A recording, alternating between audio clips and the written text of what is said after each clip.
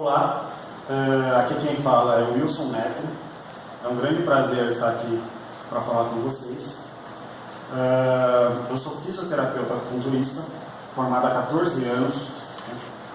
Há 7 anos trabalhando com acupuntura e aprofundando nessa área da medicina chinesa. Tanto que hoje a gente já trabalha com uma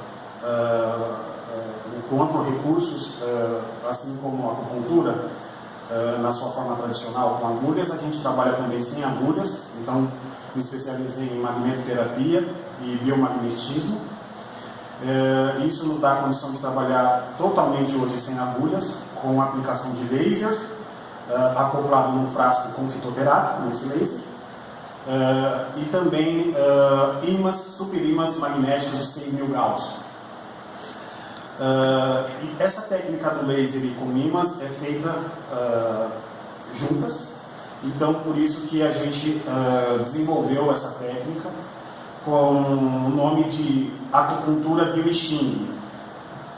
Esse nome Bio-I-Ching veio por conta da busca por melhoras na clínica do dia a dia, e isso aconteceu em 2009, a partir do momento que a gente teve conhecimento da filosofia chinesa, que deu origem à acupuntura, budismo, taoísmo, shiatsu, tuiná, feng shui. Então tudo surgiu, toda a cultura chinesa, a civilização chinesa, ela surgiu a partir do I Ching.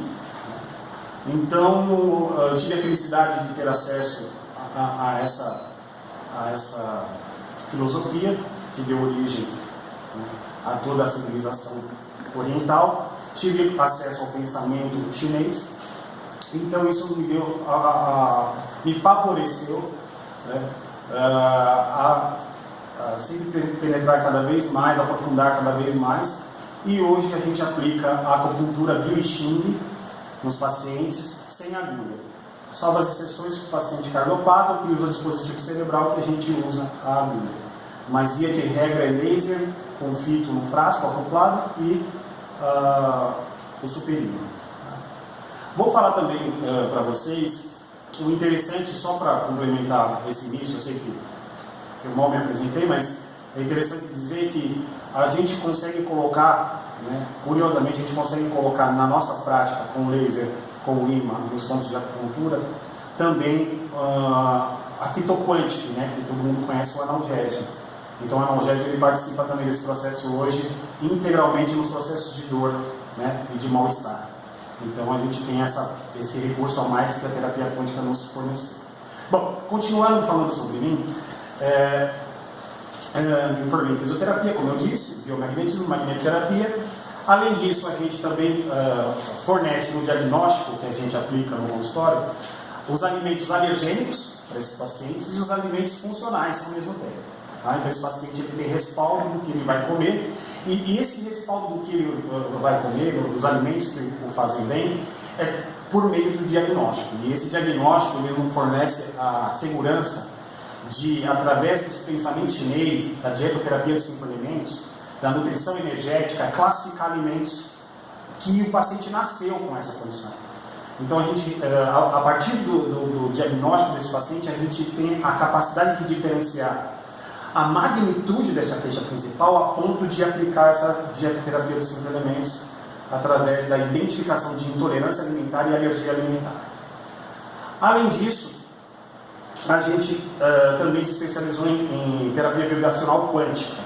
E essa terapia vibracional quântica foi um prêmio, né, depois de tantos anos de estudo, de desenvolvimento, 7 anos desenvolvendo uma técnica, e a gente acabou tendo esse presente da natureza, que foi conhecer, ter acesso à terapia vibracional quântica, que eu descobri logo quando eu tive contato, que algo me dizia que ela tem similaridade total com a medicina tradicional chinesa, nada de diferente. O que é diferente é a forma de abordagem, né? A tecnologia aplicada aos frequenciais. É óbvio que tem toda uma preparação para que eles sejam produzidos, né? Mas o que eu vejo que é a essência né, da bioinformação ou do campo informacional da terapia vibracional quântica é a mesma informação que nós queremos passar quando aplicamos os pontos de acupuntura. É interessante isso, porque a gente coloca um abismo entre os dois, mas de forma voluntária, né? Quando você tem acesso à acupuntura e passa a ter acesso mais tarde à terapia vibracional quântica, você acaba vendo uma diferença na forma de abordagem desse paciente. E é isso que eu resolvi aproximar, por isso que eu estou fazendo essa comunicação com vocês. Eu resolvi compartilhar o que eu faço no consultório. Eu vou bater um papo com vocês a ponto de não querer impor nada de novo, não é isso. É no sentido de causar uma reflexão sobre novas abordagens, de forma que o paciente chega e a gente consegue aplicar o diagnóstico nesse paciente, mas sem nos preocuparmos diretamente, né, com a sintomatologia desse paciente. Para a gente explicar melhor isso, tá, para não ficar muito confuso, então eu vou falar para vocês o que é a acupuntura de forma bem resumida e o que ela preconiza para que eu pudesse chegar nessa conclusão. Tá? Então, na verdade, o que a gente vai sinalizar aqui para vocês? A genealogia taoísta. Né? Quando eu falei do I Ching, que é a filosofia chinesa, que deu origem a toda a civilização chinesa, né, a todos os costumes, as regras, o que significa? É o céu falando com os homens na Terra para que eles tenham um direcionamento do caminho correto a seguir na vida, né, através dos ciclos da natureza.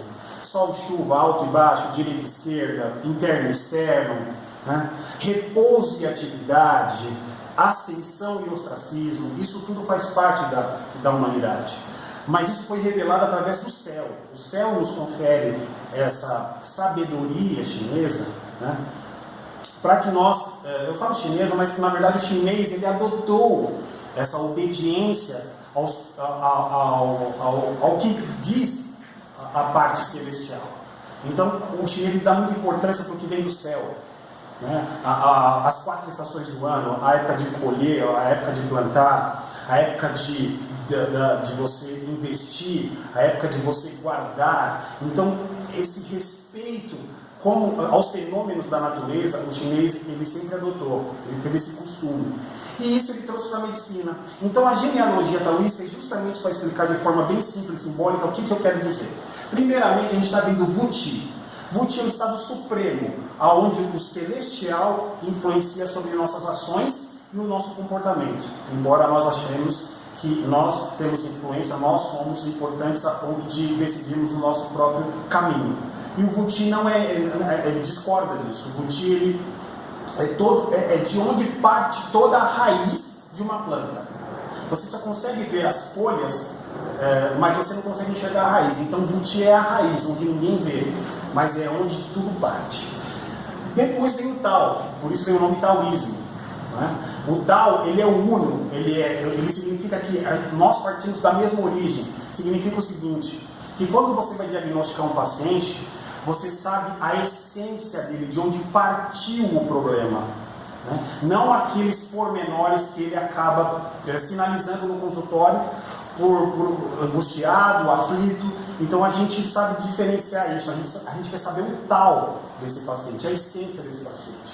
Depois do tal vem o Tai Chi, esse símbolo que todo mundo conhece do Yin e Yang, que eles se complementam, não é isso? Onde tem a parte branca tem um pontinho preto, onde tem a parte preta tem um pontinho branco. Isso é o Tai Chi, isso é a complementariedade de Yin e de Yang. Então significa que esse paciente, embora ele tenha uma raiz, ele começou a desenvolver sintomas. Então a gente já sabe que a partir do Tai Chi a gente não procura se desviar do que ele tem, embora ele relate, é natural.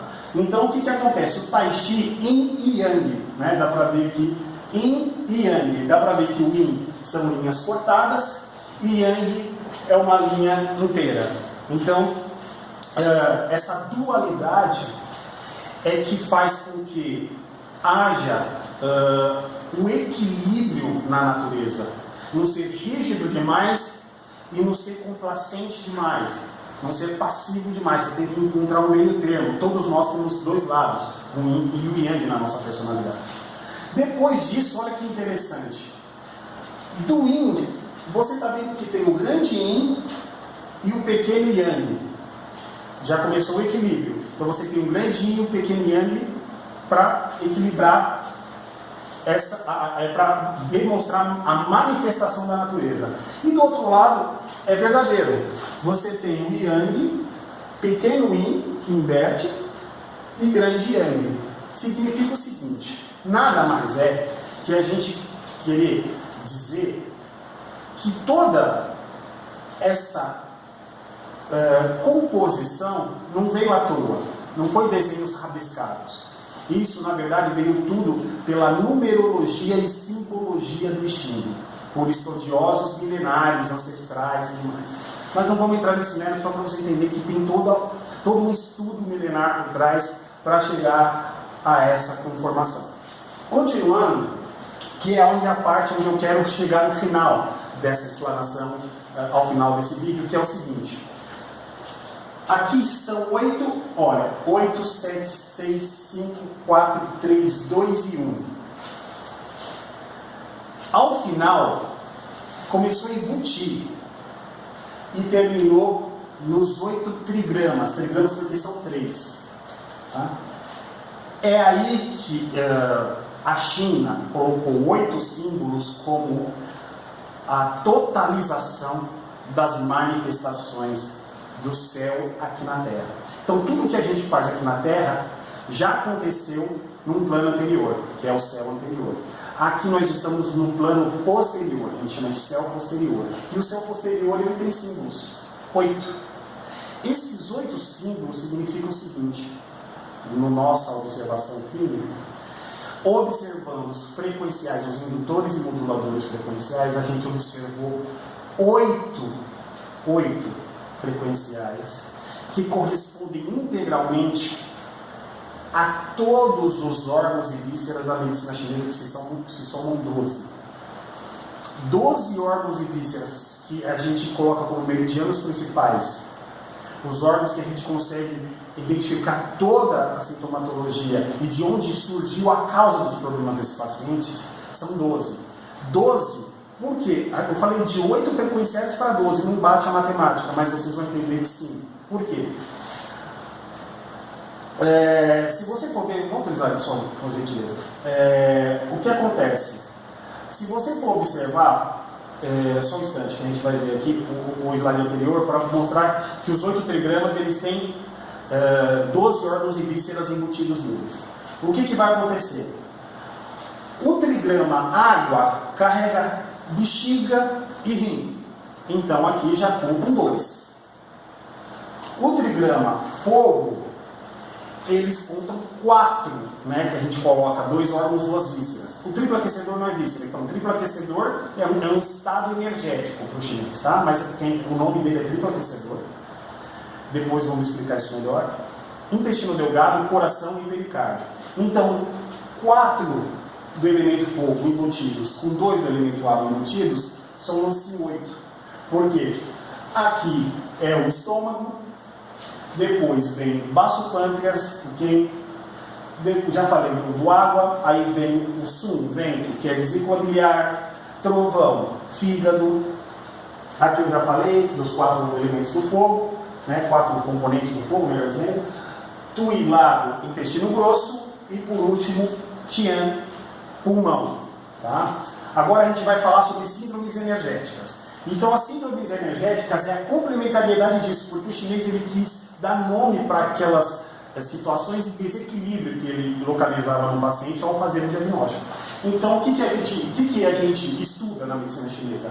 Síndromes energéticas, que são nome de doenças, entre aspas, na medicina ocidental. Então, deficiência de umidade e frio, vesícula biliar e fígado. A gente já consegue correlacionar a vesícula biliar e fígado. Deficiência de umidade e calor. Nesse caso, excesso de umidade e calor. É o coração e o intestino delgado. Junto com o triplo aquecedor e pericárdio, mas eu não coloquei só para ficar mais didático. Excesso de umidade, rim e bexiga. Estagnação de Qi Shui. Intestino grosso, pulmão, baço, pâncreas e estômago. Então, ele organizou a forma de diagnosticar esse paciente. Quando ele organizou a forma de diagnosticar, ele já quis dar nome aos bois. Então, aqueles nomes dos órgãos e vísceras que a gente citou aqui, que estão ali no slide, eles significam essas letrinhas aqui. Quando nós correlacionamos os 8 frequenciais com a energia, a função energética de cada meridiano da acupuntura, significa o seguinte, que ao fechar o diagnóstico desse paciente, a gente já consegue prescrever imediatamente quais os frequenciais mais indicados para aquele indivíduo. Lembrando que a queixa principal, ela sempre é levada em conta, tem que ter um motivo dele estar ali no consultório. Mas o motivo é o que vai determinar, através de 32 questões que compõem o diagnóstico da acupuntura na medicina tradicional chinesa. Esses 32, a gente vai fazer uma pontuação final desses 32, né? E esses 32 é que vão determinar quais os frequenciais ao final serão prescritos. Vamos supor, se esse paciente que tem, por exemplo, uma dor na fáscia plantar. Só que esse paciente, você vai começando a conversar, a investigar, por exemplo, você quer descobrir qual é o diagnóstico de intolerância à energia alimentar desse paciente com fascite plantar. Porque a alimentação, se for um alimento alergênico, ele favorece a dor, né? ao agravamento da dor. Né? Então, o que a gente se preocupa? A gente se preocupa em perguntar, mas se você tem uma causa, né, ou você tem uma angústia maior que você carrega por toda a sua vida, que você quer relatar aqui no diagnóstico, porque ao final, essa mesma pontuação final, de acordo com a sua queixa principal mais, vamos dizer, mais severa ou mais crônica, vamos dizer assim, em relação à fáscia plantar, veja bem, não estou descaracterizando a fáscia plantar, eu quero descobrir se tem algo além da fáscia plantar. Se descobrirmos algo relevante, o que a gente faz? Faz o diagnóstico desse paciente já mais, nesse caso, a gente prioriza, vamos supor que esse paciente com fascite plantar, ele disse que tem dificuldade de emagrecer e que isso que tira o sono dele durante anos na vida, que ele não se sente bem. E em relação à fascite plantar, ele dá mais peso para essa dificuldade de emagrecer. É assim que ele relata. E a gente passa a fazer diagnóstico de acordo com a dificuldade de emagrecer, mesmo tendo fascite plantar. A prescrição dos quânticos vale para o diagnóstico de intolerância e alergia alimentar. Se fosse o contrário, vamos supor que esse paciente não estivesse à vontade de revelar um diagnóstico um diagnóstico crônico, enfim, um diagnóstico com uma magnitude mais importante, né? Mais complicado, vamos dizer, de tratamento. O que a gente faria? A gente consideraria a fascite plantar, a gente prescreve os quânticos a partir do diagnóstico por 22 questões, não muda nada, só que com uma diferença, a gente não passa o diagnóstico de intolerância à alergia alimentar. Porque a gente considera que aquilo é pontual. Ele não tem essa angústia por muito tempo na vida dessa fascite plantar. Por mais que tenha, tudo bem. Aí a gente considera um grau de relevância maior. Aí a gente consegue passar o diagnóstico de intolerância à alergia alimentar, mas caso contrário, não. Então, só para vocês entenderem a importância do diagnóstico, essa leitura, essa nomenclatura que a gente usa, para que no final se transforme em moduladores e indutores frequenciais. É interessante, né? Então, continuando, o que a gente vai fazer? Passando para o próximo, a gente tem a importância, a gente dá importância, aliás, para o que a terapia vibracional quântica nos dá de apoio na questão da saúde das pessoas. Essa saúde, o que me levou a integrar os indutores e moduladores frequenciais na medicina chinesa foi um processo muito natural. Eu não imaginava que ia ser tão fluido a inserção da terapia quântica na acupuntura. E eu fiquei muito feliz porque a terapia quântica ela tem uma ação que dificilmente, de uma forma tão rápida, a gente conseguiria integrar, que ela tem uma ação energética. E fica muito mais fácil a gente conseguir fazer uma correlação energética quando você já trabalha com energia, você já trabalha com acupuntura, você já trabalha com energia sutil e energia densa, você trabalha com um diagnóstico detalhado, específico, minucioso. Então eu decidi compartilhar isso com vocês, porque é interessante que eu não tive a notícia até então de que a terapia quântica poderia contribuir com a acupuntura e de forma tão próxima, de uma forma tão densa.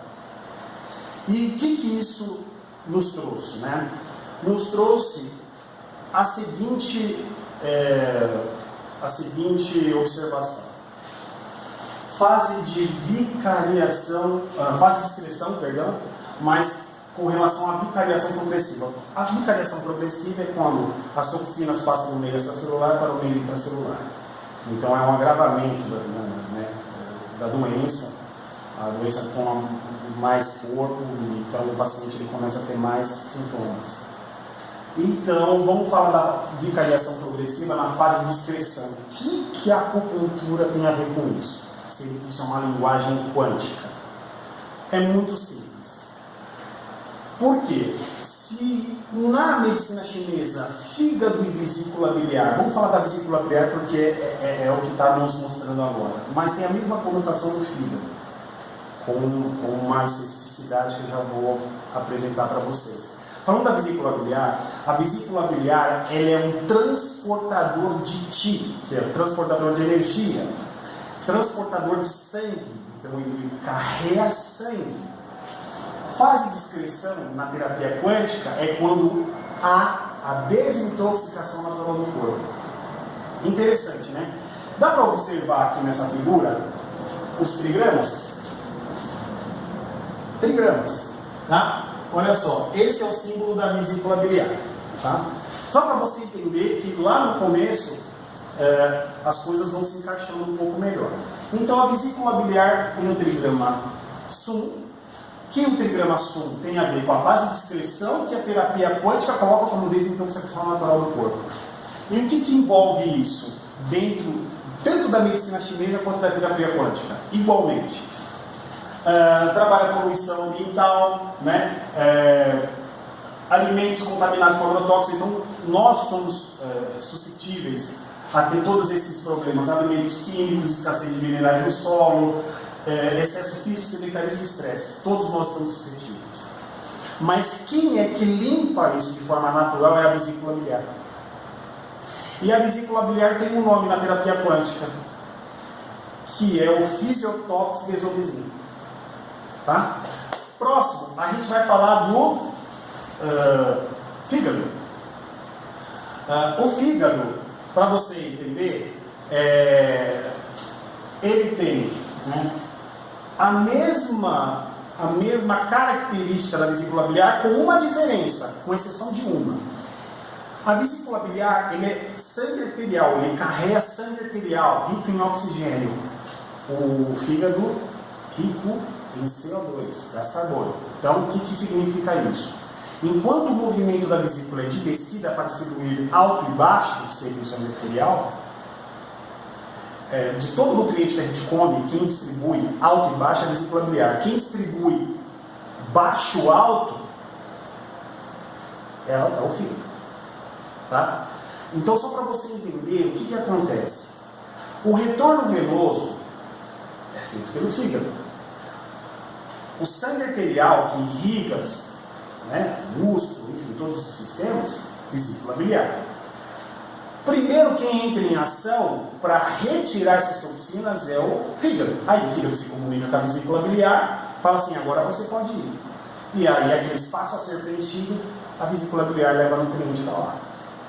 Bacana, legal. Além disso, o fígado ele tem mais uma particularidade. Ele consegue nutrir com minerais quando ele retira a toxina da célula ou do meio extracelular. O que ele faz? Ele coloca cromo. Então o próprio nome diz, a terapia quântica, né, ela se traduz dentro da medicina chinesa com o nome cromo. Então olha o elemento cromo. Tá? Só para você entender que dá para a gente entender até que o cromo está fazendo, até que o desobesin está fazendo. Então quando vai prescrever o paciente, olha, você está tomando desobesin porque ele vai melhorar a sua irrigação sanguínea. Ao mesmo tempo você pode falar para ele, você está tomando cromo porque você está melhorando o seu retorno venoso. Você está fazendo com que não crie placas nas suas artérias. O cromo ele tem essa particularidade. Enfim, não vamos entrar no detalhe técnico, mas é só para você entender o que a medicina tem a ver com a terapia vibracional quântica. Bom, eu disse esses nomes aqui, o anti-ascendente, de baixo para cima, fígado. E o antidescendente é a vesícula biliar de cima para baixo. Certo? Bacana. Agora, o que a gente vai falar? Qual o próximo slide? A gente partiu da fase de excreção, que é a desintoxicação natural do corpo, não é isso? Bacana, legal. Todo mundo entendeu isso. Agora nós vamos falar da bicardiação progressiva da fase de reação. É aonde começa a inflamação, porque o corpo reage. Essa reação é a inflamação.